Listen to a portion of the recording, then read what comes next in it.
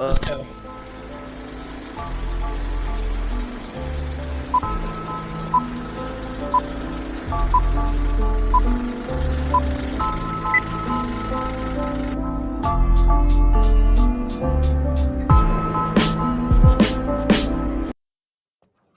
All right. Oh, hello, Tom. What the fuck are you doing, bro? Oh, I forgot we're not fucking broadcasting this. Damn it. It's still gonna go to YouTube. Oh, okay, cool. Just having Eventually. a religious read. Is that your stupid religion? It's one of them. Yeah. It's one of them. All right, welcome to the show. This is the Strange Brew podcast, and I'm one of your hosts, Tomcat, aka Tom Thompson, aka the Reptilian, not the Reptilian, because that's a different subject for today. Who else do I have? Oh, the ever elusive and rumored to exist HP Shovecraft. This is gonna be a fun one. It's gonna get scaly. It's going to get slimy. Our eyes are going to do that weird side blinky thing. And we're going to be snatching flies out of midair with our tongues. So I hope y'all ready for that sexiness. Yes. And I have an Irish up coffee. It is currently 1:30 in the morning. I'm just joking. It's 1:30 in the afternoon. It's 1:30 in the morning. I ain't stopped drinking yet. I'm drinking the Irish coffee. Strange Brew mug going. I love that mug. I got to get me one. Yeah, you gotta give yourself a mug. My wonderful Larry David. Oh yeah. Career enthusiasm. Pretty good. Pretty good. My backup coffee. And I too have an Irish coffee, Tom. So cheers. It's not completely Irish. You could say it's a Cuban coffee. Put tequila in there or rum? No, I put dark rum in my coffee, and also I put a little bit of Irish cream in it. But also I have a backup in my warm mug. Keeps it nice and hot. So I got a backup coffee. I said I'm gonna get a little wired for this one. But we're talking about the Reptilians again. So yeah, we're gonna dive back into my favorite subject, the Reptilians. We're gonna talk about strange encounters with the Reptilians. That's what we're doing. Do we ever talk about normal encounters with anything though? All of the encounters that we speak of are strange. You want to talk about an encounter with, someone gave a sandwich to a homeless guy, they shook hands, and then they parted their ways.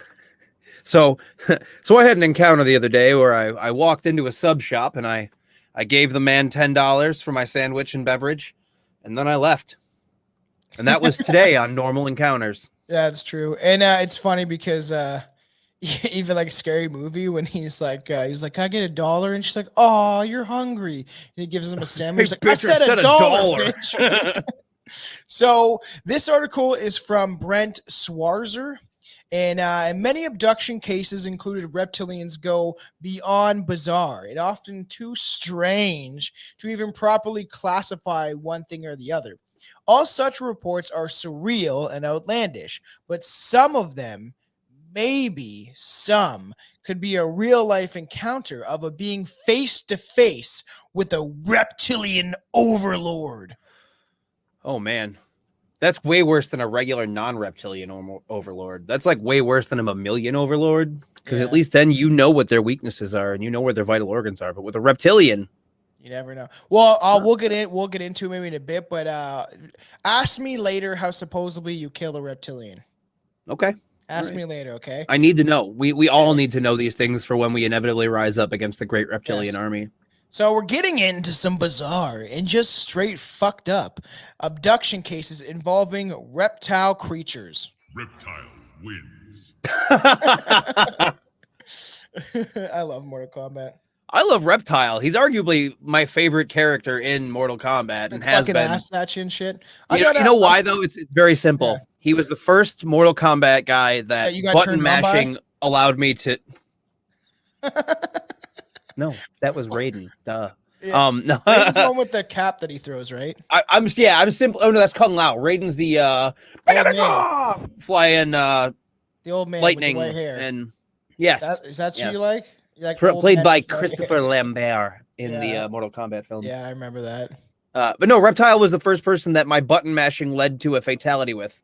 While playing the old stand-up arcade games in the pizzeria we used to go to all the time. Remember, kids, when you didn't play video games inside your home, you'd have to go to an arcade and spend money to play video games, a couple quarters, and you could just keep going, man. I used to play X-Men, fucking battle it out, man. Dude, that was such a good game. Yeah, so I got a little weed. It's early in the day, so I'm not gonna go too strong on it. But I'm gonna have a little puffs of my diesel. Tom, just for one moment. Yeah. It's a little early in the day, even though I'm drinking hard liquor. I can deal with, man. That I can deal with. Yeah, it's weird for like so many people. That's the case where they're just like, dude, if I fucking like, I just can't. And I understand it because booze is almost a little more. Actually, it's not the diesel. This is that hybrid shit. The diesel's the weed I have. The weed pen I have is that one that tastes like cotton candy. I still have that. Have you done a dab yet? Did you get the picture I sent you though? Yeah. You did or you didn't? Yeah. We'll get in the reptilians in a sec, but Chelsea was showing me a TikTok of this chick that she did all these dabs during her time in quarantine. And now she has some stomach issue where she just throws up all the time. She can't eat, and then they gave her this cream. These doctors gave her a cream that is essentially made of hot peppers, and she has to rub it on her stomach with a glove. So, because it stays on her hands forever. And she was saying, and people were claiming that if you do too many dabs, it can literally fuck you up. So I'm not gonna sit here and pretend that like yeah, I'm totally fucking safe. I'm vaporizing something and putting it into my lungs. We all know what we're doing isn't. But the vaping is supposed to be better because it's not vaping is better than combusting a. Yeah. But we're not talking about vaping. We're talking about dabs. Like vaping is heating something to a safe temperature, and then also what's in the concentrates too. Like what's in this shit? You know what I mean? What's in here? So that's the thing is that if you are getting good stuff, it should be solventless. Yeah. So that should just be like a couple ingredients meant to loosen it and make sure that it's not super thick. And then you can put it in a cart and you can combust it that way. But with dabs, especially when they first came out, you had a lot of people that were using butane to make the wax, and they weren't cooking it off. So you're just inhaling butane constantly. Which is not good. No, that's why this chick got a stomach problem. She probably inhaled. Well, that's part of it. And there's also this disease that I was about to look up. It's not a disease; it's a disorder that they've been talking about for a while. Like when I lived in Colorado and shit, there was reported cases of this stuff coming up, where it was anyone with a super high consumption rate. So somebody that smokes a pen all day, every day, and then smokes wax or smokes flour on top of that, and then adds edibles to that, would get these debilitating stomach issues where they couldn't eat. They would get nauseous. What she was talking about. And the only thing that would make it better is like a hot shower and shit like that or something. Yeah, heating up the outside is supposed to. Yeah, so I think that's what she has. Pepper shit on her stomach. And the thing is, I like getting stoned, man. And I used to smoke a lot more weed. Like we talked about how I was calling it crystal, but keef that I used to smoke when I was like 14, 15, 16, whatever. Me and my buddies would get super stoned and like we'd save crystal so we could just get really ripped and watch a movie or something like that. And I don't like that feeling where I feel like I have a mental handicap for like a half an hour. And then it starts to like get where I'm like, okay, I'm stoned. But my buddy used to do dabs all the time. Every time I do it, and I would fucking be like, I couldn't fucking even see what I was doing. Like, yeah, not my thing. It's your thing though. Weed is my thing. I prefer weed to any other drug. Always have. Me too. I like weed more. Like, and I think I could hopefully I think I could quit alcohol. But if going a couple days without weed, I'd be like, nah, I feel like getting stoned. Yeah. This is the first drink I've had in like a week and a half. Really? Mm-hmm. Well, I guess I had a wee bit last night when I recorded with the Bilbo Baggins, but I try to take it easy because I went hard last weekend, and that's when me and Chelsea were very, very stoned in bed, having a very long conversation that made me cry laughing about what is Rob Schneider? What is Rob Schneider? What is he? We're like, is he a Mexican? And I was like, no, he's like white with a little bit of like native in him. And I was like, no, it's not native. It's like, I was like, it's something like Puerto Rican. And then I was like, we just went literally like a half an hour conversation. I'm crying, laughing, watching the hot chick with my girlfriend in bed, drunk and high. And I'm like, all right, what is Rob Schneider is a carrot. is a carrot. You know, we all know Rob Schneider is a stapler, but he's about to find out that being a stapler it was easy. Ridiculous. And we talked about something else. It was probably one of the funniest conversations. Funniest. I don't know if that's a word. Those are great. It's just, but we were like, because we were like obviously buzzed off alcohol, but then we got really stoned off this new weed we have, and it was just like everything was like making me cry, laugh, like I'm almost on mushrooms, and I was like, man, I haven't had this in a while, and then I felt like shit for a couple days because I'm getting old. I'm 30 now. Billy loves when I mention my age. Dirty 30. So, but this is from like obviously this is from the sites Phantoms and Monsters. Always a wellspring of bizarre reports comes a case from a witness calling himself Robert Baldard, who claims to be a truck driver based in Lancaster, California. He says that in May 2002, he was on the run through a rural area of Wyoming. Arizona. Am I so Yuma? stupid? Yuma, yeah. YUMA? Yes. It's Yeah, called Yuma. Fucking Canadians and your mispronunciation. No, you have no idea. I cannot pronounce last names and I cannot pronounce state. No, like cities, states, small towns. Canadian. I feel like in Canada it's easy. It's like Burford, Ancaster, Hamilton, North Bay. I don't know. Hamilton, Ontario. Yeah, Ontario. And, oh my god, you and Billy going off about the fucking Newfie accent yesterday was great. Yes, yes, we and Billy. It won't be yesterday for the listeners because this won't be airing then. But no, you know. But grow up, everybody. If you're someone who finds shit, if you're offended easily by just people making jokes about anything they can make jokes about, then this is not for you. Yeah, and fuck also, you, Alabama. Fuck you, the one guy that commented on the John Holmes in the Wonderland murder episode, where it's like he was like the simian virus it's the simian virus. You guys are morons. I'm like, no, my belief is AIDS was created in a laboratory. So go fuck yourself. That's my belief. If you want to believe that some guy fucked a monkey out in a forest and then fucked other people and gave them AIDS, go ahead. You can believe that, but people fucked monkeys for probably eons and nobody got AIDS until the 80s. Am I wrong? We had a negative comment from a viewer. Yes, and they called us more. Everyone's like, they think they're so smart, like you're a fucking moron because you said this. And it's like, no, that's my opinion. You can think whatever you want. It doesn't really bother me. I love it. Give me the hate. I know. I thrive in it. I just realized my bong is just sitting in the background. I've noticed that many times when we've been recording. So this guy had he had to run through a rural area in Arizona when he decided to make a stop at exit 104 along the Interstate 8 at around 4:30 in the morning. Out in this area, surrounded by darkness, nothingness, he explains what happened. I pulled off the exit ramp there, and I had the high beams on, and I noticed a figure on my left side of the exit ramp, a tall, dark figure on the left side of the exit ramp. So I went to the right side to exit the ramp, slowed down, stop, turn off my headlights. I could see a large humanoid figure standing there holding a carcass of some sort in his hand. It dropped the carcass on the ground, turned around, looked at me for about 4 or 5 seconds, and then started to walk towards my truck. I said, holy fuck. I locked the doors on my truck and made sure it was locked. And I approached the window of my truck. It approached the window of my truck. It stopped about 2 feet from the window of my truck. He's mentioned that he's in his truck 5 times. Its head was high as above the window of my truck. I mentioned that I have a truck? Yeah, literally. I'm driving conventional. I don't know what that is. I'm driving a conventional. I don't know a trucker. I don't know what that is. A conventional? What? I don't know. That's what it says. A conventional. Okay. Conventional. I don't know. So I'm driving. So the window like this. So he's just in a big truck. I would call that a transport truck maybe, and it's about 7 feet off the ground.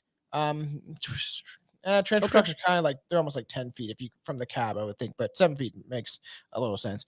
The head of this being was slightly above the head of the window, so it had to be at least 7 feet tall, 7'2", maybe. I don't know.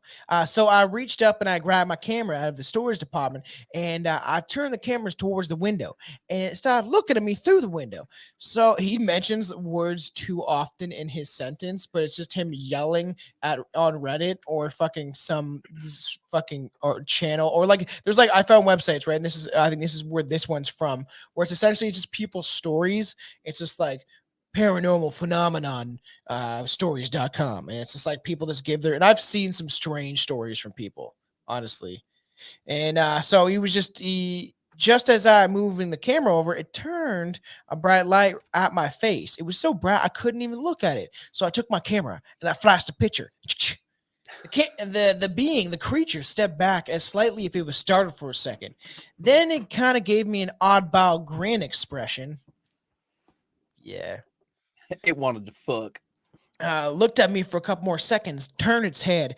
And when it turned its head, I got a real good look at its profile of its skull and its head, and started walking away, left from my truck. As it was walking away, I turned on my headlights and got a real good look at it, its backside and its legs. Then I saw what it was walking towards. The witness says that since the sun was beginning to peek over the horizon, he could sort of make out what was a strange humanoid. What the strange humanoid was actually heading towards, something that looked like a black mass. The humanoid walked right up to this dark object and disappeared inside, which prompted the witness to train his spotlight on this texture on the outside that looked like the side of the wall of a womb. So when you said black mass, my mind immediately just went to a bunch of hooded figures chanting Catholic shit backwards. One with a very pointed beard. And he's like, oh shit, I got like Anton LaVey. I got something to do. He's like, look at the guy, gives him a grin. He's like, I'm being called to a seance. I'll be right back. And then he walks away. There's just a naked chick spread out. And he's like, what the fuck is going on? And as I walked away, I looked at that lizard's backside and I realized it was a nice little hourglass shape on it. And I saw a little bead of moisture or something, whatever, maybe from the hot day when it was basking on a rock. And just slide down the back. And I just thought to myself, I got to have that lizard. I have to have that lizard. They do say that like during certain ceremonies, right? That's what they claim is in the adrenochrome blood, is that when, you know, the stories about Bohemian Grove and shit is when they consume this adrenochrome, so to speak, they're almost getting there. And in some rituals, they try to do this and achieve this, obviously, is getting contact with a being from the other side, from another dimension, a dark entity. So even if, you know, people don't want to believe if it's just some dark entity, but to me, it could be a reptilian showing up being like, all right, what do you want? You want me to eat this kid?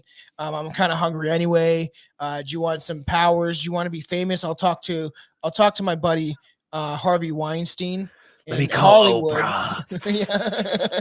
I'll get you on television. When you die though, you just got to give me your soul in the next life. That's my whole theory about is when celebrities sign their soul over, is that they get all the luxuries they want in this life.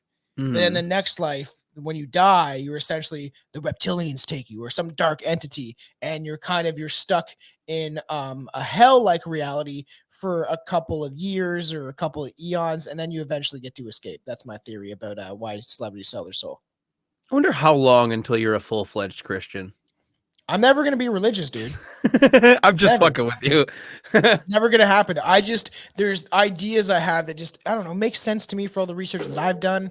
It just, I would like the whole thing of, I always thought that schizophrenic people, because I had a schizophrenic friend, was seeing shit from outside of our reality. And then I started, and that was when I was young, and I didn't really understand multiple realities or quantum physics to the extent that I do, because I don't know shit that much about quantum physics, but I was like, man, this kid's fucking seeing shit that I just can't see. Well, they say the danger of like people with schizophrenia that are super charismatic is that, yeah, they know how to lace the bullshit. You know what I mean? They know how to like sprinkle enough truth in with the bullshit to make everything seem viable and plausible until somebody actually goes in and dissects it. It's like it's so hard to actually tell when someone who is very good at lying is lying. No, it's true. And so this guy sees this black portal, right? Mm-hmm. And to me, it's a portal. He says a black mass, but I think it's something like from fucking Stranger Things. It's just like this weird portal, right? But the thing is, I don't know. Vulva. I don't like know what vulva. what vagina he's taking a flashlight to.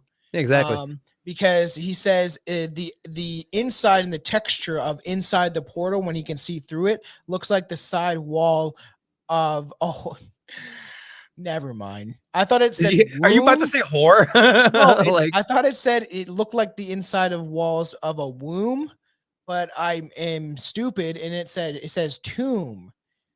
I was like, so it's why all like is he brick and mortar and shit. Yeah, no, because that's even more strange.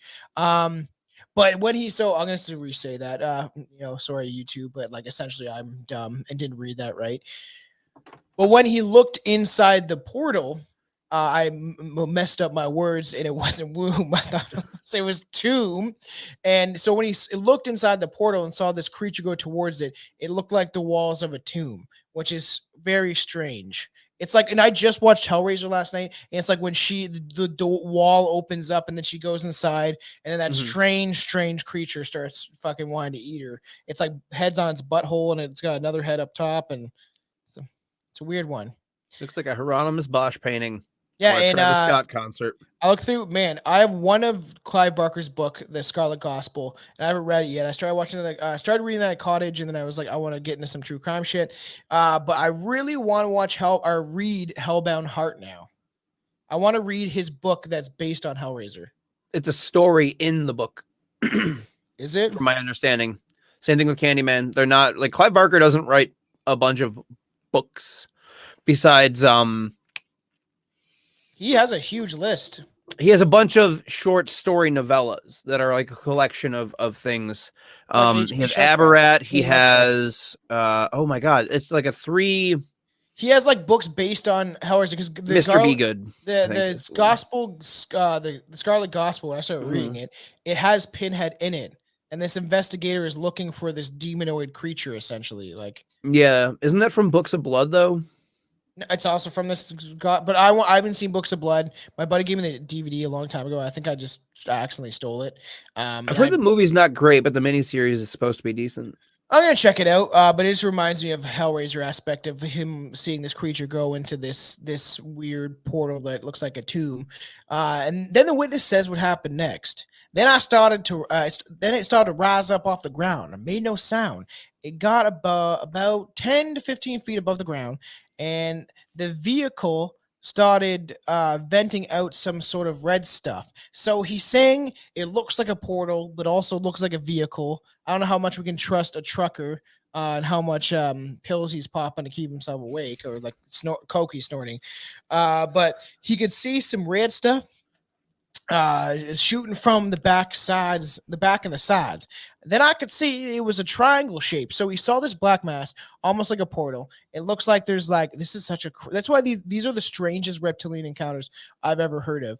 And he sees like this tomb wall, and then it kind of like lifts up, and then it starts moving, and he notices a triangle like the UFOs that people have seen many times.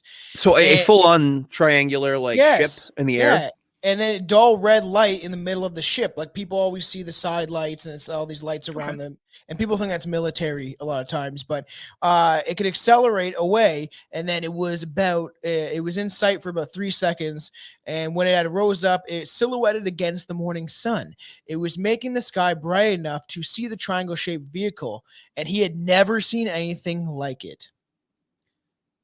So then what happens is, I waited about 5 minutes. When I knew that the being in the vehicle was gone, I unlocked the door. I had my camera with me. I had 5 pictures left in the camera, so got out of my truck. Did I mention I was in the truck? And I walked around the street to the exit ramp to see what this being had dropped on the side of the ramp. And when I got the exit ramp that was near his truck, right? Yes. Okay. I shone my flashlight on this thing that this reptilian creature had dropped.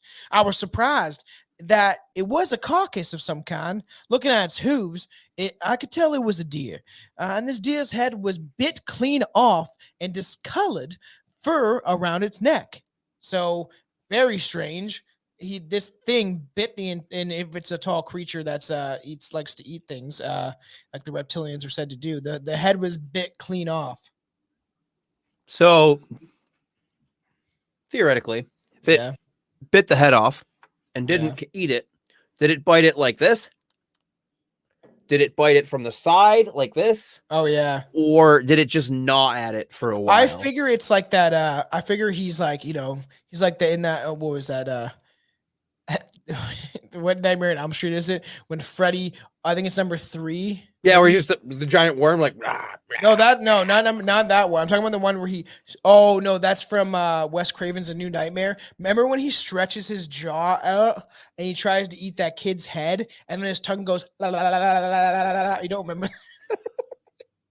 It's like the weirdest sounds scene. Familiar, but it's not crystal clear in my head right now. One of the strangest scenes I've seen in a Nightmare on Elm Street movie. I think it's got to be A New Nightmare. So, and he's gonna eat that kid, and this is when they find out that the dreamland that Freddy exists in is like in some sort of hell. And he tries to eat the kid's head when he's like stuck in the furnace, like they have him in that dark dungeon hell-looking place. And he tries to eat the kid, and his mouth stretches so big, but then he starts doing this weird tongue thing, like he's going in to lick it, and it's very strange. But kind of like the Freddy tongue thing. I'm your boyfriend now, Nancy. Yeah. And this thing, I would think, would stretch out its jaw and then fucking collapse like a snake does. Right? Yeah, unhinge it like. Yes, and how they can unhinge their jaw, which is fucking scary. So, so there's discolorment around the neck, so maybe a color that he wouldn't associate with blood, but something else. And the inside lime green, because that's like the only thing that wouldn't really like resonate with. Oh, look, this is natural trauma. It's just like, why is there a fluorescent pink? Maybe the inside of the deer and the chest cavity was completely removed. Oh. So like kind of like cattle mutilation-esque almost? Yeah. To an extent. Yeah. Kind of like that. Was the insides being removed like surgically precise? Do they mention that at all? He's a truck driver. He said that he owns a truck like 7 times. He does not know anything else. Tom, I don't think this man actually owns a truck. I think he's fronting a lot about his truck. Yeah, he owns a Prius. He's like, for my job, I drive a Prius, but I got a little hook on the back, and I pull a trailer behind it. And most times I'm only going 40 down the highway, but I got to make my deliveries. 40 down the highway. So all of his organs and all of its organs were ripped out to the back of the spine. So it almost is like, this creature was like Han Solo cutting open the tauntaun, just removing everything. And then, but instead of going inside the tauntaun or the deer, these reptilian creatures like just took the guts like as a souvenir. They just take the guts out and they're like, yeah, actually, if you take the guts of a cow and you put it into a space bong, you get real fucking high. Who knows, man? Who knows the things that you've heard that theory, right? That we're like, all of the extraterrestrials that come to visit us are just kind of the idiots of the galaxy that are out joyriding. That makes sense. There's also the idea that most alien beings see us as stupid idiots, just a waste of even caring about our visiting. It's the Fermi paradox, isn't it? That says like any civilization that will have reached civilization 2, which is like the spacefaring, just would most likely not bother with any backwater planets. No. And that's why I like Beast 1333, because he dives deep into that stuff and has a whole song about like how there's all those once you get to stage like 5, you're like a sentient being, and it goes like so far deep once you get to that certain level. Well, we are a class 0 civilization. Yeah. Because we're not, and then class 1.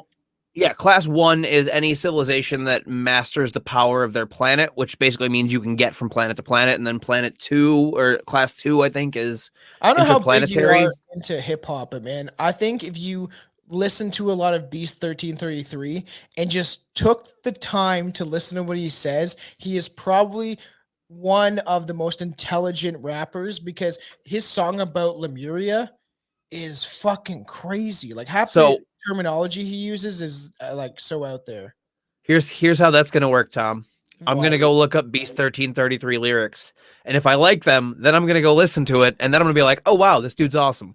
Why don't you listen to the song Lemuria first or Above Top Secret? All right, I'll do that. I'll do that for you. I'll do that for you. Lemuria and Above Top Secret. I can tell you tons of other ones. Global Soap Opera. Oh, he knows his Just send me links. I'll check them out. I will. So that's the end of this guy's story. He sees this weird, strange creature. It goes in this portal, and then they fly around like away on a ship. Is how I'm taking it. So once again, Reptile wins. So one of the cases that I was looking up contains the line, "It was an expectant dwarf couple and a mentally handicapped dwarf." What? As the explanation for what they found. Yeah. What would they find? Like people with dwarfism. In one of the reptilian cases, where they're like this tiny little reptile that was just hiding in the corner and was a quivering wreck.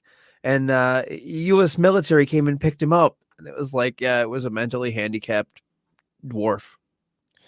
I thought me and Billy were just talking about this. I thought dwarf wasn't okay, but so dwarfism is not it's midget and dwarf. I like to be called little people. I don't know.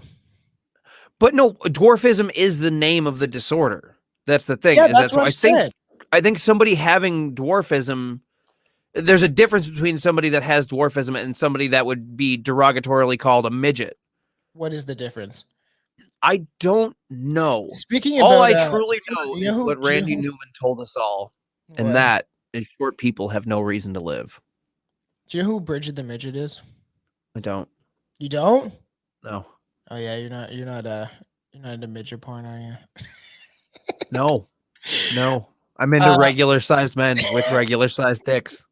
I guess it would be weird on your end. And like, I've talked to so many buddies that found it fascinating. It's because it's just the feeling of being a big hulking person over somebody, right? And there is this one porn star, she's pretty famous, I guess.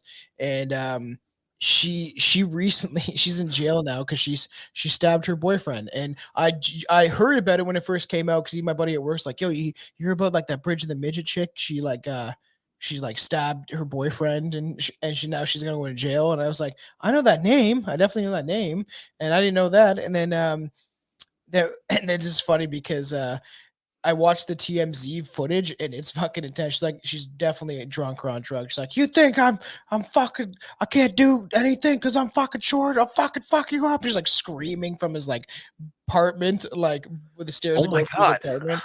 You should look it up. It's intense. I don't think it's worth an episode, but when we start doing strange news again for the Patreon, I think it might be a good one to dive into because it's interesting. Damn. I did see that video of the football player throwing his girlfriend into a TV. That was weird and unsettling. A lot of football players do that. You know why? Head injuries. That's why serial killers turn into something. One theory. McDonald's Tyriad has been rejected. What? The McDonald's Tyriad has been rejected by most psychologists. The thing setting fires, torturing animals, head trauma. It's not the standard anymore. What is the standard? I don't know, but it's not that. Why did that get rejected? That makes sense. Most serial killers have the traits of now we're going off, but like that they peed the bed, they tortured animals, and they had head trauma. Yep, but I guess that's now being roundly rejected by modern psychology as not being accurate. I don't know. We'll look it up. I think it's the Reptilians. That's information for another episode, folks. Another very strange report comes from the 1950s by a woman who claims her and her aunt that her aunt had told her of this experience. One day she was visiting this great aunt. It was her great aunt who lived on a rural farm in the southern United States. So it's Arkansas. Mm-hmm. And asked why she always sat out back on the deck with a fully loaded shotgun in her hand. That's Arkansas. Well, you want me to tell you the story? I gotta do it. This is for in case them revenue boys be poking their heads around here wondering why we ain't paid our taxes to the government. We just simple poor folk ain't got no income at all, so y'all can get the fuck out my yard now. Grandma, why you always sit on the porch with a shotgun? Grandma's a moonshiner. Well, back in the day, your mother, she ran away with one of those black gentlemen, and I'm just here waiting for him to come back for you. I'm just sitting here waiting for him to come back and maybe take me away too. I long for someone to take me into their big strong arms and carry me away from this place. You don't even know, Sonny Jim. I sit out here with this shotgun, contemplating putting my brains on the wind chime every goddamn day. All right, I want that large Nubian, your grandfather muscular gentleman. He just didn't have the impact, the package, I guess you could say, that I needed as a young Southern belle. Your grandfather was what we like to call a Phillips head when your grandma needs a jackhammer. You know what I mean? Like, you get what I'm saying, Billy Bob, right? Grandma, I just asked where the milk was. Yeah, because it's always this is like, all right, what did my grandma just say? I just asked her, like, what was it like growing up in the 1940s? It's like, well, we had to share fountains. No, we didn't have to share fountains, but I wanted to, but nobody else did. So and so she asked her grandma, she's like, like, why do you sit out here with a shotgun in your hand on the deck just all the time? And it's that picture perfect, like, Arkansas household. And it's just early like the elderly woman told of her truly terrifying experience that she had in the 1950s. She told her that one evening the dogs and the farm animals all of a sudden gone nuts. They've all gone nuts. They're relentlessly barking. They're panicked. They're making a racket outside, and that happens a lot in UFO and abduction cases and stuff like that. I thought you were gonna say it happens a lot in Arkansas. yeah, it does. The animals go wild because who's in Arkansas? The Boggy Creek Monster, man. I was gonna say, I thought we were gonna have Arkansas and Alabama now absolutely hate our show. There's people out there that are listening from Arkansas, and you know what? I got nothing against you. You're just a perfect place to pick on. I don't know what it is. You can make fun of me all you want, man. I live in Ontario, and I used to live in a bigger city. Now I live in a small little town where we can be considered hicks, and people would call us the same strange names that we call people from Arkansas. The next story I got is one from your neck of the woods, Tom, so it's okay. All right, so you can go on the next one. So dogs were barking, pigs were squealing, and it was just utter cries of terror, making her think that something was very wrong. She then grabbed her shotgun, as she always does, and headed out back to check out what was happening. And what she came face to face with was something that would change her life forever. The woman says her great aunt rather dramatically told of her account. She didn't see it immediately, but when she walked towards the barn, I get a new. She didn't. You got this.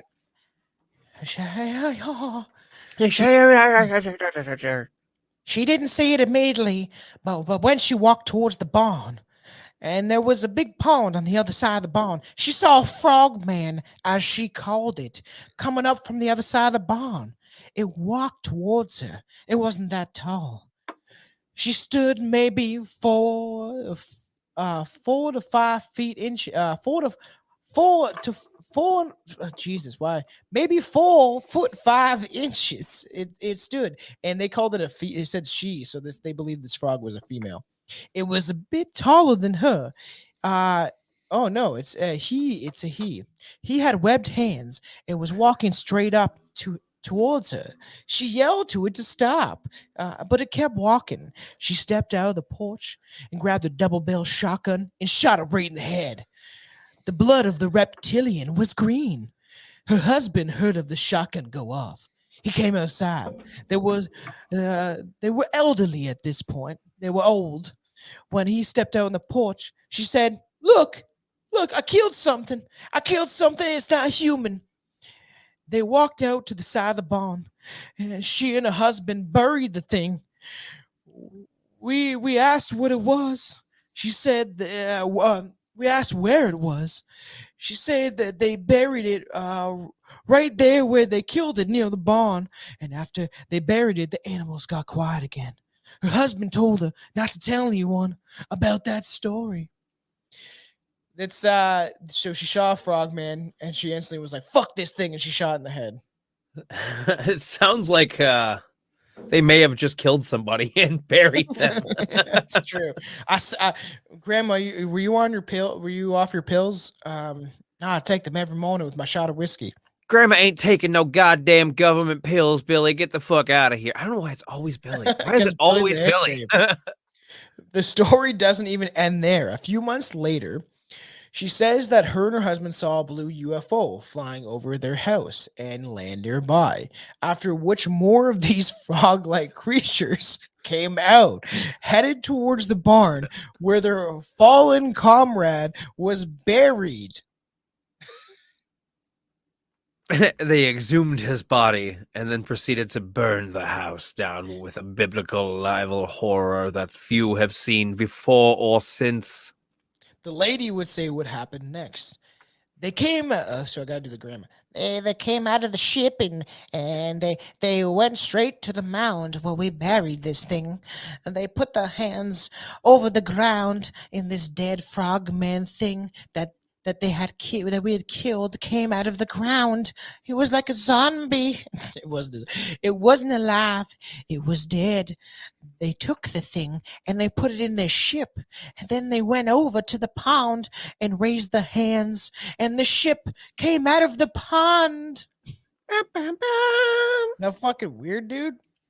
So basically they got Star Wars.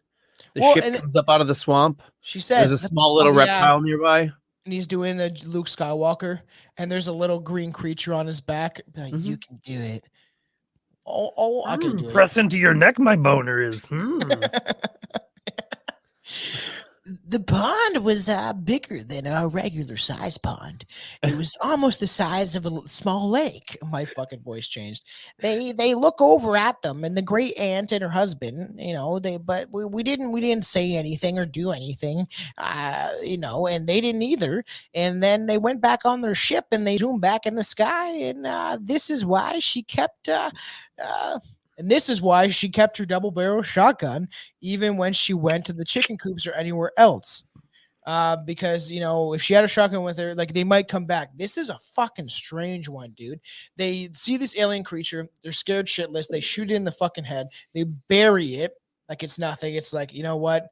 We don't want our grandkids to know about what's happening here. So let's just bury it back here. And then these things show up and they see them and they literally wave their head, and then it comes out of the ground like a zombie, but it's dead. So it's almost like they levitated out of the grave, and they're like, you know what? We need your body. We can put your soul back in your body. Who knows their technology? So it is a fucking weird one, though. I always try to dissect it, be like, what are they actually doing? Even though there's probably no plausible explanation. Yeah. The plausible explanation is that it's 100% true. Yes, exactly. Another very strange encounter comes to us from 1993. Wait, I thought I had the next one. Oh yeah, you do. Let's get into Anton's. Trying to get out of fucking me talking shit about Canadians. I get it. This next tale comes to us from Vancouver, British Columbia, in January of 1999. I was almost gonna thought you were saying 1993. I'd be like, wow, same time. Same, but different. Ava Trent had fallen asleep when she awoke to a buzzing sound. Opening her eyes, she was horrified to find two strange creatures standing on either side of her bed.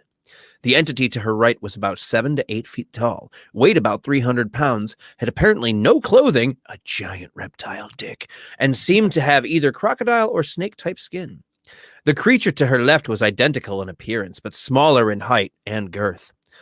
And wait, they seemed to be communicating in a chirping manner. Each of the entity's eyes glowed. Ava quickly discovered that she was unable to move. As she stared at the two creatures, she found that either one or both were giving her instructions telepathically. Take off your clothes. Rub that The pussy. nature of this was seemingly for her to create mentally visual scenes of various kinds, and then they proceeded to distort that particularly pleasant scene in a perverse manner. You know, looking at a beautiful rose bush, and it just turns into a garden of dicks. Yes, and yes, a reptilian sexual encounter episode will be coming soon. Apparently, the creature's intent were not only to observe her emotional reaction, but also possibly to feed off the energy that was produced. After a while, Ava began to mentally resist the mind manipulation and began to pray earnestly. A short time later, she fell back to sleep. The next morning, the witnesses found 5 of her music tapes grossly distorted, as if extreme heat had been applied. However, no evidence of fire or odor was present. There was, however, a thick, green, viscous reptile cum left on the floor. Was there actually jism? No, I added all the sexual shit. Oh, I was gonna say there. I have ready to go in the docket. Sexual alien encounter episode. Sexual. You gotta lick your lips when you say it. Sexual. So what was real about that story? She saw the alien creatures around her? Yeah, she saw them and they were distorting her vision and her images in her head. They were basically making her imagine good things, and then they were turning them into negatives and feeding from the energy. But that's supposedly what happens. I've said that theory before, is that that's what Ike says, right? Ike and Wilcox both say they feed off of negative, and that's also like all the way back in like talking about draconian energy and shit when we get back into like further occultist shit. Images in your head. So there's this theory when women dream about having sexual encounters with celebrities, it's the reptilians putting those images within your psyche while they're actually raping you for your energy at the same time. And well, that goes. And it's weird because I remember hearing about this, and it was on. I remember exactly where I was. I was in my room at my mom's house when I before I moved into the basement for a bit till I moved out, and I was in my room because my brother had the basement at the time, and I remember listening to this radio show station, almost like Project Camelot, something like that, and they talked about the discussion of how when people see celebrities. Women specifically see celebrities in their dreams, that most likely it's a reptilian creature projecting those images into your skull, into your brain while they rape you. But when men, and this is what tripped me out, is when men have this experience, they usually, and this was like crazy because they described how when men have it, they are inside of a house. It sometimes looks like an older house, like a haunted house, almost like an old structure, and that different men have called in with all these same experiences on this radio show, almost like it's almost like coast to coast, and on all these different levels there's all these different things going on, like partying and drugs and bad behavior, and then you go to different levels, and the strangest thing is I've had dreams like that many times. I can literally, and I want to get back into dreams on an episode. I did it way back in the day with Trevor, this guy I worked with that was super into conspiracies and almost out to lunch on some of them. And if you go back and listen to the dream episode, there's times where I'm like, bro, what'd you just say? And he never really drinks, so he drank with me because he was a bad alcoholic, and he was older than me, so I was like, all right, let's get into this. And he's talking about how, like, yeah, my friends used to, like, we used to, like, knock each other out, and then we'd fucking have these crazy dreams. I'm like, what are you talking about, man? But I want to get back in dreams, and because I've had these same dreams where I'm like in this house, and there's on different floors there's people from my past, and this is what they talked about on this episode, that you would see people from your past and they'd be partying, and you would see all these your friends, people you went in elementary school with, and different levels had different things, different levels of this house. And I was like, how the fuck am I listening to this? And I knew, and I had dreams just like this many times. Fucking weird, right? Weird. Strange. So it is just weird in that the encounters of just be careful. And that's what they say when, if you're on your deathbed and you don't see people coming to get you from your actual life, like supposedly like Chelsea's mom has a lot of, she's been to psychics. Chelsea's been to a psychic, and they've talked about this too, is that when people come for you, it's to take you to the other side. When you are dying, you'll start to see, like, you know, your sister that's already dead, or your mother, or your grandparents, whatever it might be, and that they're coming to get you to take you to the other side, and someone that you're comfortable with. If you see Jesus or some sort of disciple, a religious figure, that is most likely the reptilians are coming in to snatch your soul because they're projecting those images inside your mind of these deities that you already think that you know of through religious folklore on your deathbed and religious text or whatever you want to call it, and that they are casting those images in your head to convince you that you're going to heaven when they're actually taking you somewhere else. That's weird, because like the only religious people that I could think of that would actually have the audacity to believe, like if you believe in Jesus and you believe in most, why would he come get you? Proper. Most people don't interact with Jesus. Like, no, they just think he's all around. It's an extension of the Godhead. Yeah, of sorts. No, a lot of people are just bought into this thing of like Jesus is here and he's here to protect me. He's always listening. He's like Santa Claus. My question is, who comes to get the people that are like, you're an orphan and you don't know? You're people from your past life or people that you're connected to. Like how do you recognize them? This topic is gonna get it. Your soul would just recognize them. This topic internally, you're like, I know this person, but then wouldn't that also just be a tool of the reptilians to be like, hey, is there not people you've ever met in your life or you think you've known them before? When me and Chelsea started getting together, and when we were young, we've talked about this, how for some reason I looked familiar. We were young too when we started talking. Like I showed her my wang on a webcam, and I claimed it was a lot bigger than it was, and we were like very young. And I was like, "Yeah, I got it. This is my 9-inch dick." Like I would say stupid shit. Like, and we were like 14. I'm like, when I first got a webcam and MSN was a thing, and we would kind of talk, and we didn't really get together till we were 17. And she said that I always seemed familiar to her. And I've had that with people or friends that I'm like, you're someone from somewhere else. You're someone from a past life, and I just don't know it yet. It's nice to know that also extends to the straight community too, where it's like the I don't know, I'm sure you've probably never heard of it, but the Grindr -2, which is just almost always, if anyone ever tells you, "Oh, my dick is this big," subtract 2 inches. Yes, it's true. Right? Like it is that thing. It's funny how people always say that shit. Just be okay with yourself. I was just dude. Fucking comfortability is the most sexy thing of all. Where people are just like, "Hey, man, no, I fucking I got what I got. It's cool. It's cool." It's like, all right, I'll respect that more than the dude being like, "Yeah, I got a 12-inch hog." Be like, that's 6 at best. Why would you lie? Like, why would you even say that?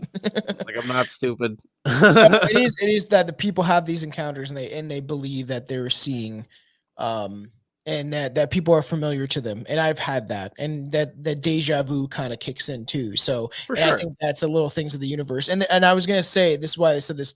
Well, we might get off on this topic a little bit. I said at the beginning, but I listened to all these shit, especially when I was listening to Coast to Coast back in the day, how there was a woman, she went to see a psychic and she was miserable whole life, never really had any close friends or anything like that.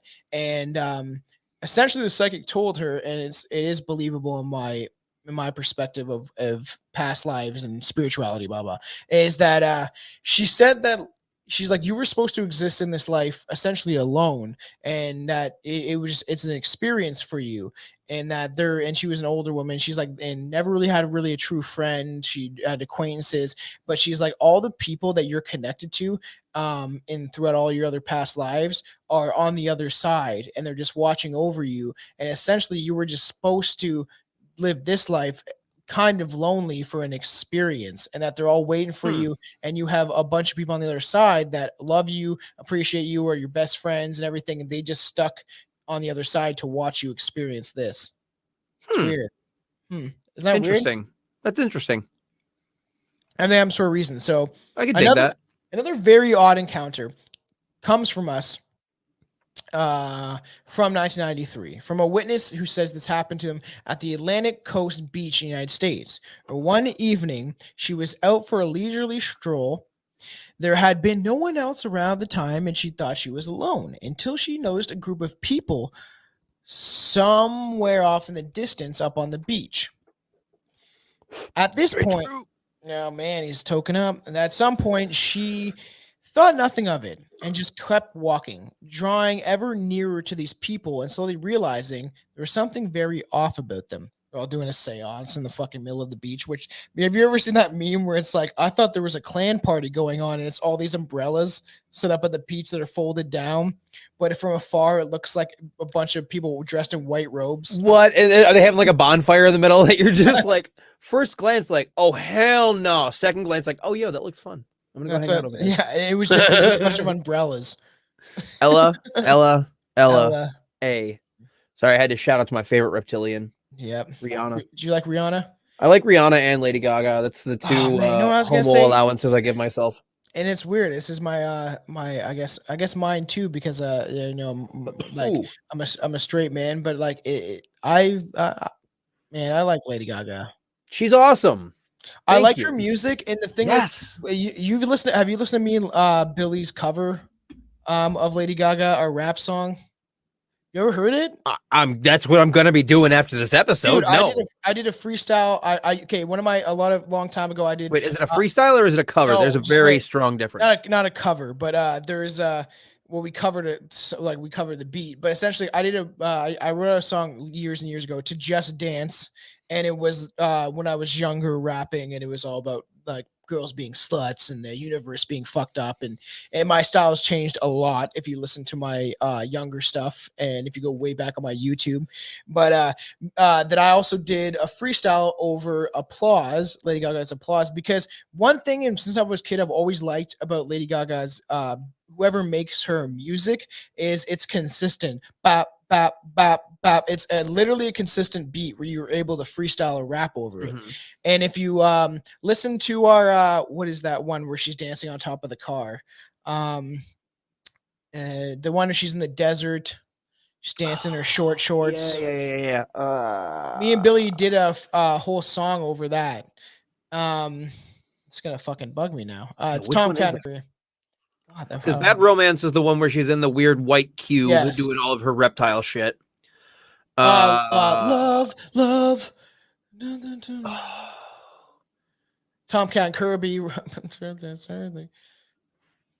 right, that's it. I'm Googling it. I'm duck-duck-going it. Audio is going to be edited for this. I'm going to have to go through this whole thing. So it is what it is. Good, because I got to pee. So let me do that soon. That's going to be kept in, isn't it? Maybe. In the audio. I got to pee. Desert. Love is an illusion. The illusion. Oh, you beat me to it. Okay, cool. Yeah, Love is an illusion. Yep. That's what we covered. And you've never heard me and Billy's song on that? No. Oh, no, I have not. Check that shit out, bro. I'll send it to you. All right, go pee. Hurry up. All right, I'll be right back. So an hour in, I have to edit this.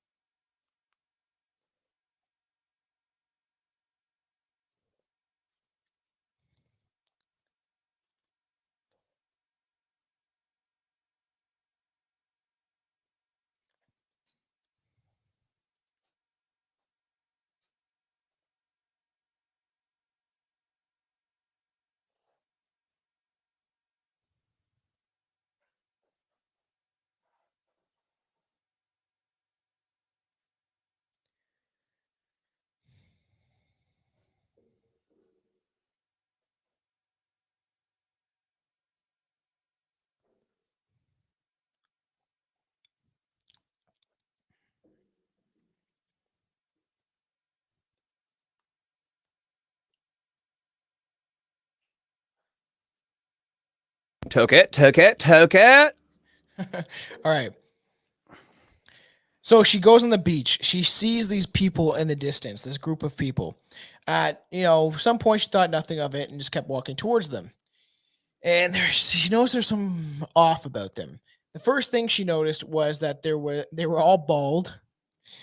It's a reunion.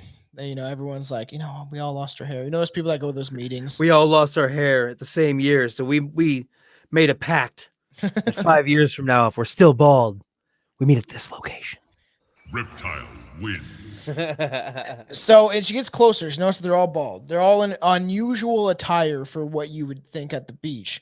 And what was composed of camouflage, tan, green, and military kind of gear, and a tan vest with many pockets. They're literally in military gear, and they're all bald. So maybe this is the, what we've talked about, the Men in Black. But she got closer, and she could see these figures were not human. She says, though their general appearance was humanoid, they walked on two legs and were clearly not human.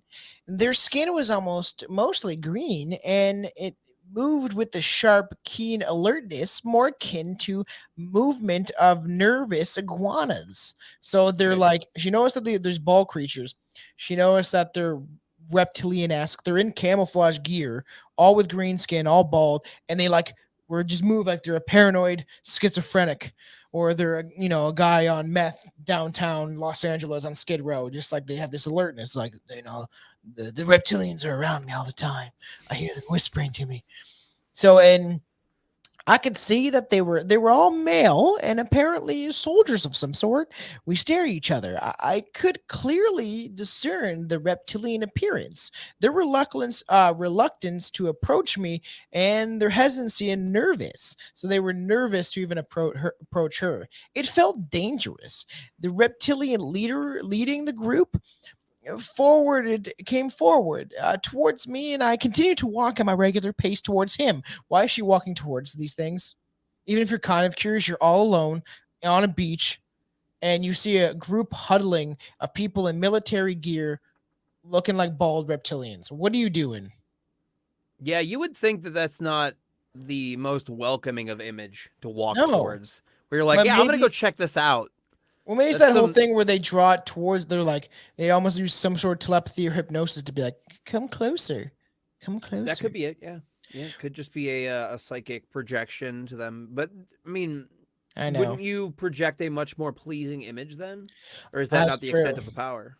They can do that because when reptilians, there's the whole Lycera interview. I think it's Lycera, and it's you can find it, I think, on YouTube. And it's supposed to be a transcription of interview a guy had with the reptilian. She's like, you already see me in my true form, so I can't do this to you. I'll essentially break your brain. If you've already seen them through the veil, they can't cast images on your head, but are in your mind. And this is why human brains is easily malleable, that essentially these creatures are so higher up in evolutionary status, or they're from a different universe, that ability to have telekinesis and all these different powers, that what they use is how easy our brain is influenced. We get influenced by images, movies, television, all these things that can easily just change our mind. If you've been like the whole KGB experiment, if you're bombarded, brainwashing.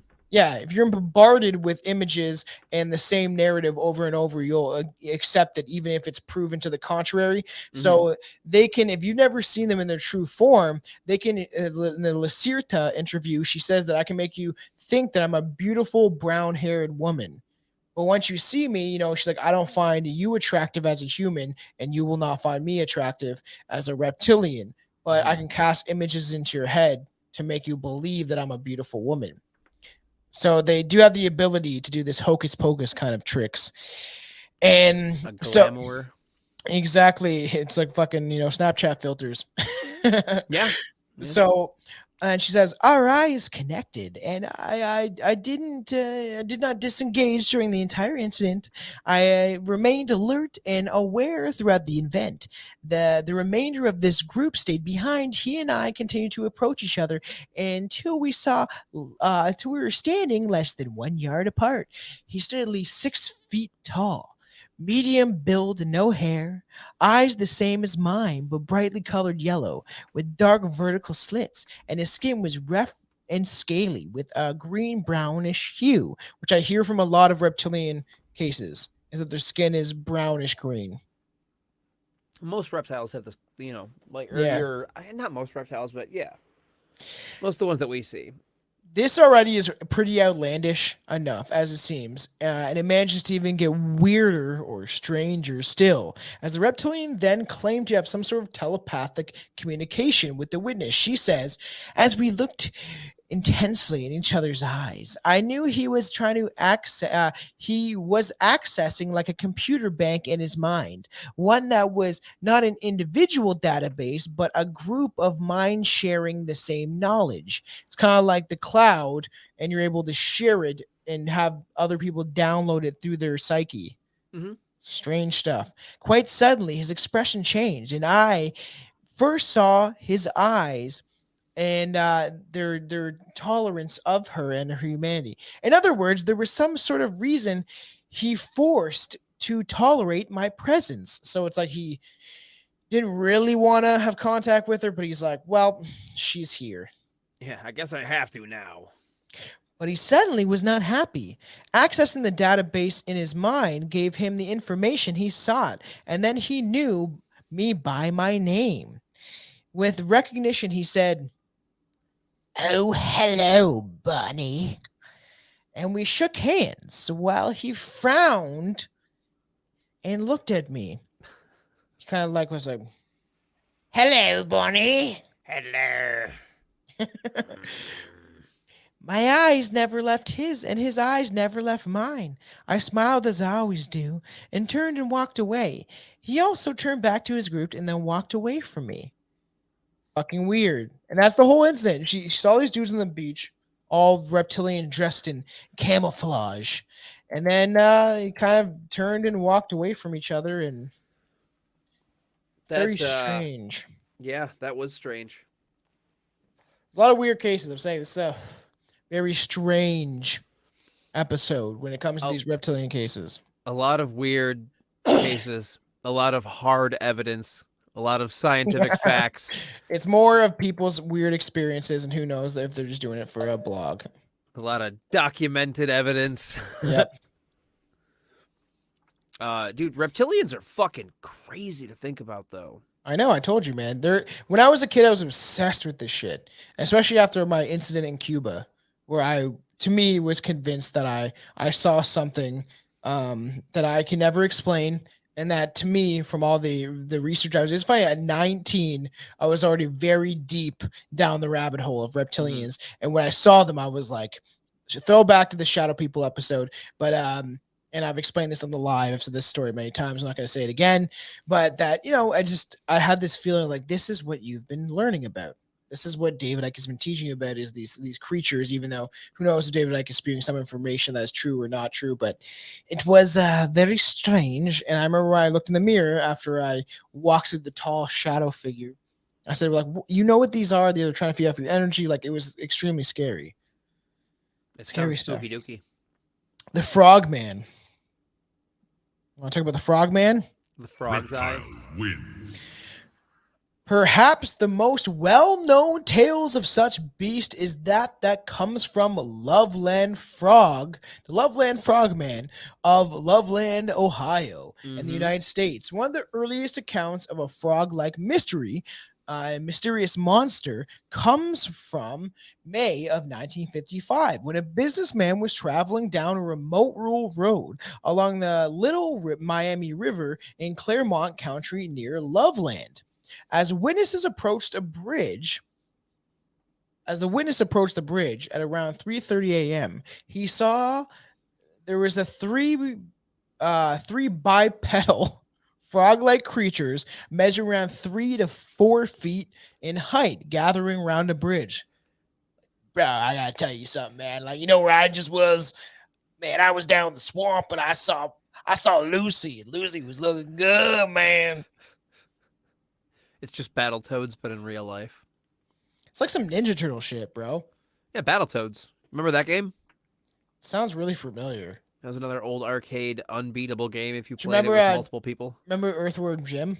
I swear to God, I knew the next words out of your mouth were going to be, do you remember Earthworm Jim? I don't know how I knew that, but I knew that. Man, that game was dope, dude. That game was sweet. The strange beast were described as being somewhat reptilian in appearance, with webbed hands and feet, thick leathery skin, and frog-like heads, which is almost like there's a whole depiction of reptilians as being more humanoid, where they have somewhat of a human face, where it looks like a human skull, and they don't have the protruding nose and jaws like you would think of a dinosaur, like like a raptor, but theirs doesn't look kind of like human, but they just have a Preston kind of face, scaly skin, slit eyes, little fucking nostril slits, and big creepy scary fangs and jaws. For any of our listeners that are having trouble envisioning what a frog-headed man would look like, search Battletoads or the Roddy Piper classic film Hell Comes to Frogtown.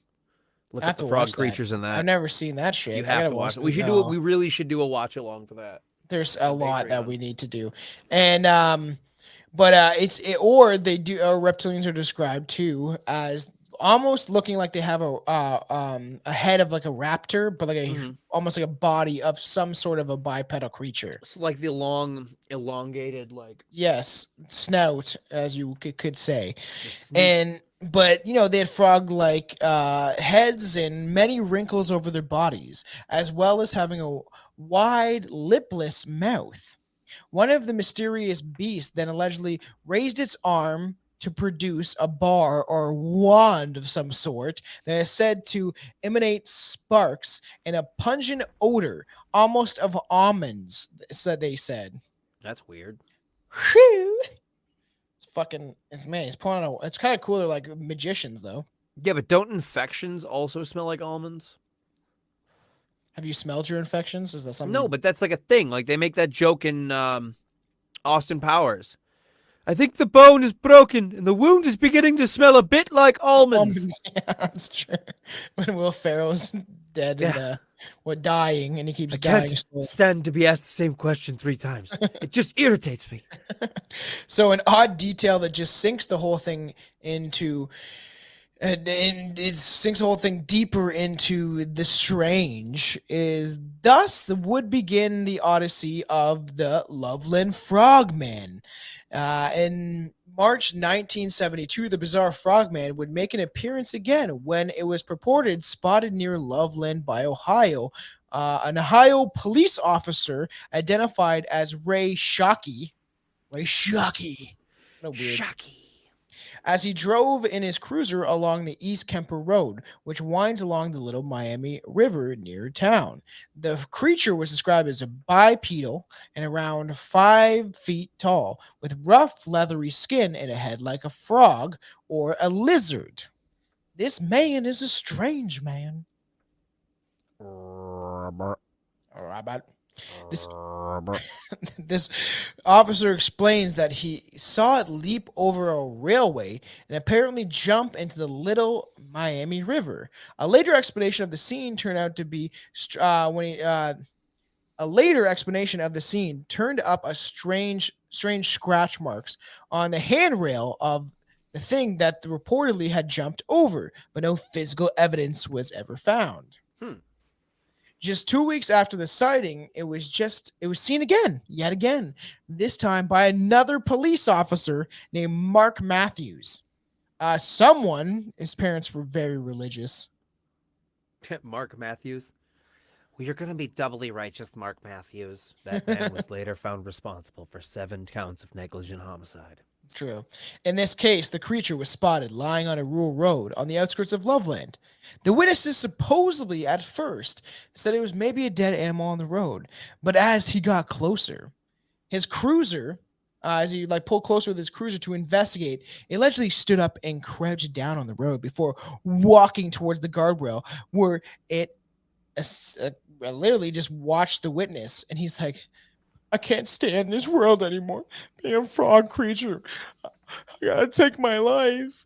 So he's like, killed himself because of a frog creature. No, the frog's gonna kill himself.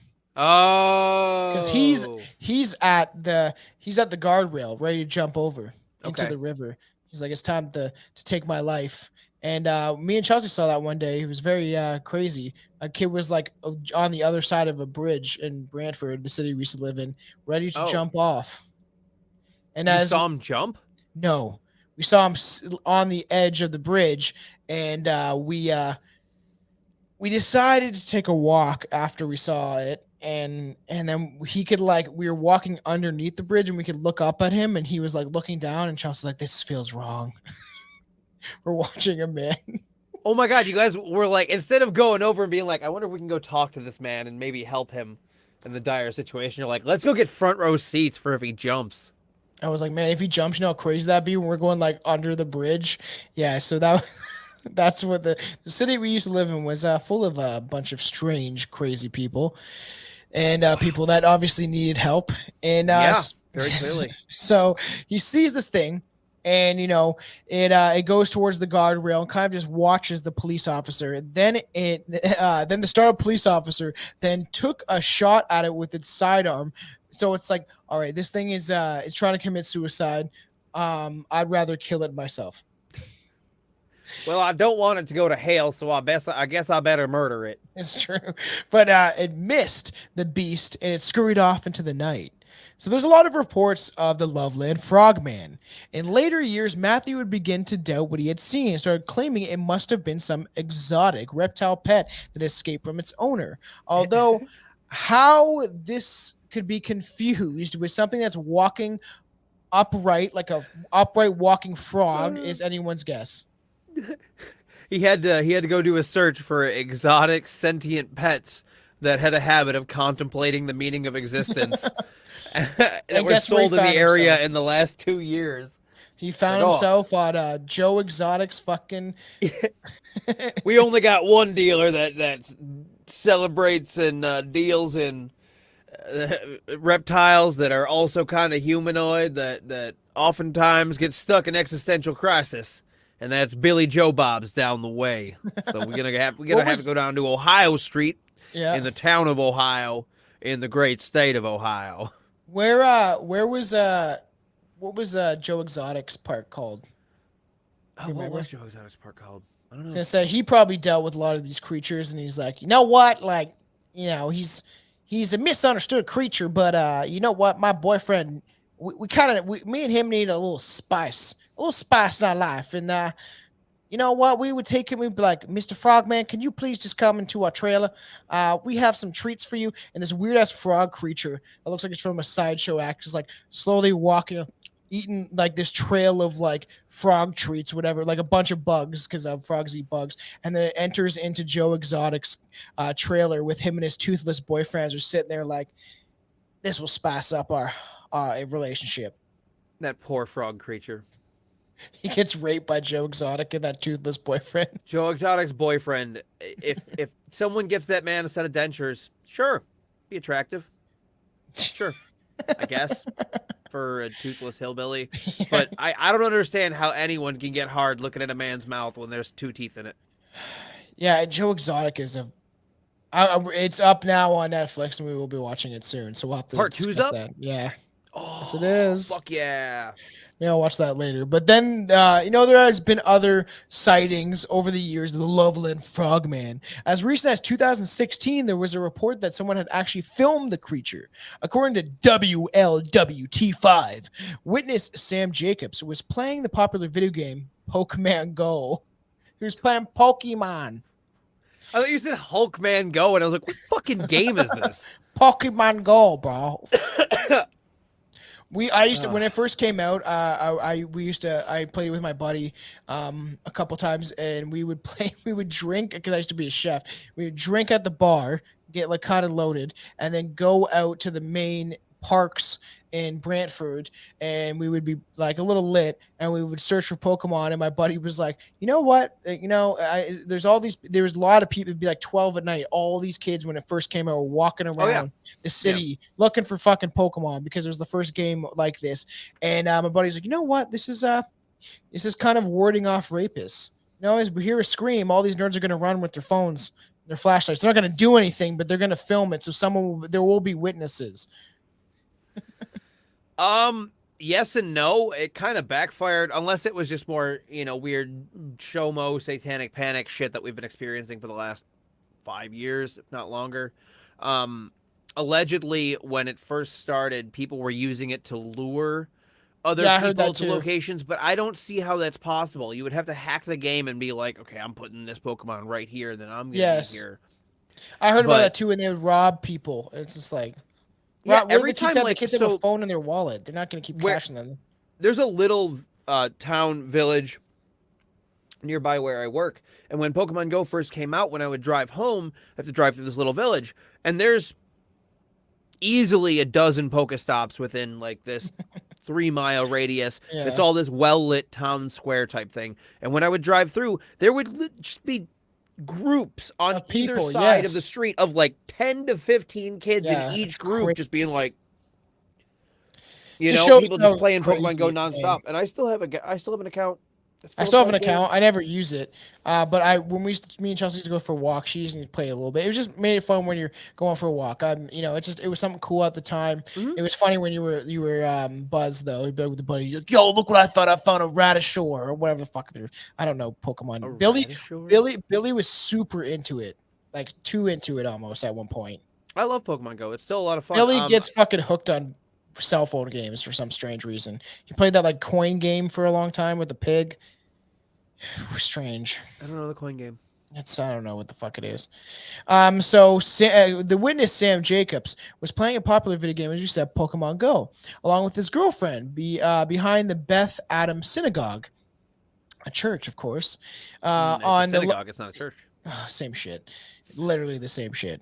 And it was a rural kind of road in Loveland in Ohio when they saw a strange frog-like creature in the water nearby the river. Jacobs described it as, "We saw a huge frogman near the water.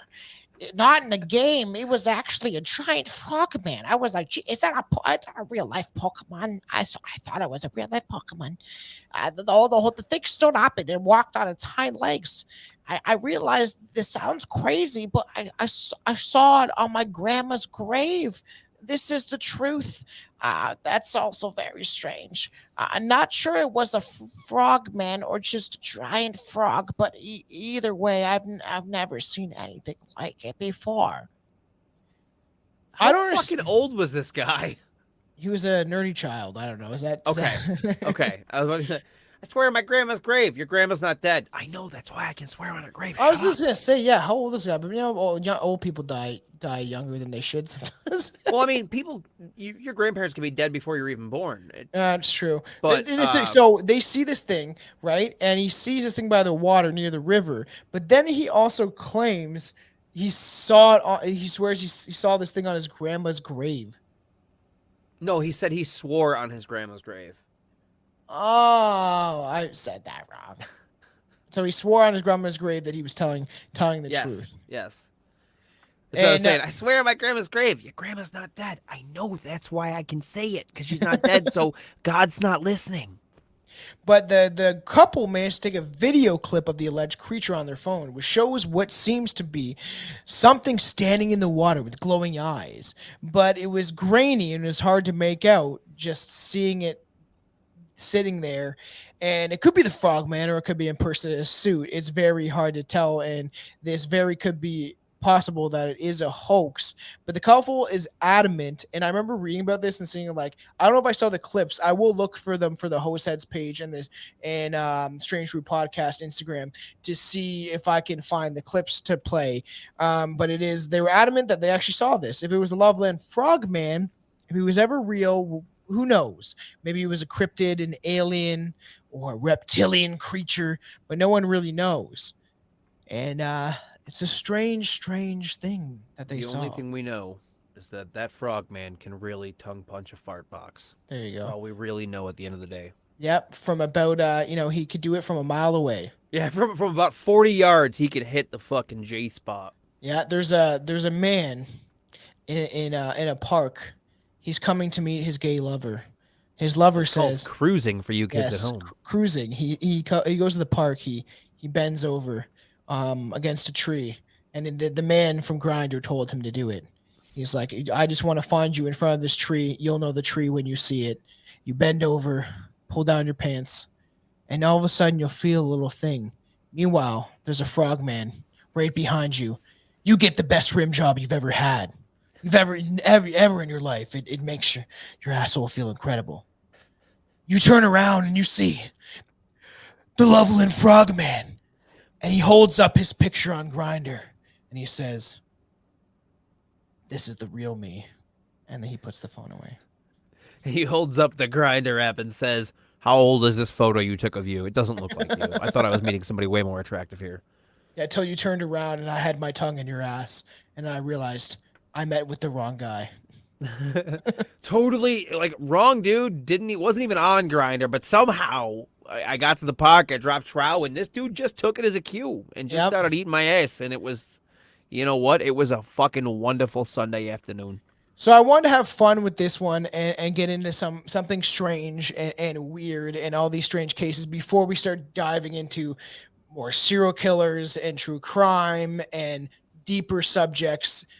A lot of crazy shit is coming up on Strange Brew, but before we want to grease the polls a little bit, hashtag grease the polls, and we wanted to get into something fun and strange and unbelievable, and we definitely did, because you know what? No, we always know. Reptile wins. Reptile always wins. Yeah, but that was a strange, weird one, man. Definitely strange. La via strangiato. All right, well, you got what do you think? You think that, think these people were telling the truth? I would say maybe the grandma with the shotgun was telling the truth. I think that grandma with the shotgun definitely believed her story more than anyone else did. Yeah. She definitely I would say did. The kid with the Pokemon one would just wanted to be cool and made up a story about seeing a Pokemon in real life, and then somebody told him that he was an idiot, and then he changed it to a reptile because he spent a little time online. He's like, well, around this area it says there's a Loveland Frogman. Meanwhile, his buddy gets a fucking costume from the Halloween store. And it's like, go stay in this swamp, and you know what? We'll make it like you're a real Pokemon. Yeah, or it was just them telling everybody that they saw a real Pokemon. And they thought that the Loveland Frog monster was actually a Pokemon because that's what their child brain was obsessed with at the time. It's true. Yeah, possible. Tell us what you think. Go with www.strangebrewttv.com. You can always email us for actually episode ideas or things you want us to get into on the Patreon when we start building up that more. Is go to strangebrewpodcast@gmail.com or jump on the Hoseheads page and tell us what you think. Comment on the Instagram posts, but we like to know what the fans think, and because this was definitely a strange one, but like I said, we want to get into something fun, some off the cuff. It's not really something we do on Strange Brew. We talk about everything strange, and so follow us at www.strangebrewpodcast.com. Strange Brew Podcast everywhere you can find us, on Rizzle, fucking TikTok, even though I'm constantly banned, and Facebook is the Hoseheads page. Strange Brew Podcast on Facebook. Just you know where to find us. Just search that name, you'll find it. Yeah, and I'm HP Shovecraft on Instagram as always, and InvaderDaggett_TV on Twitch. And always remember to end this is Reptile wins. Reptile always wins. He always wins.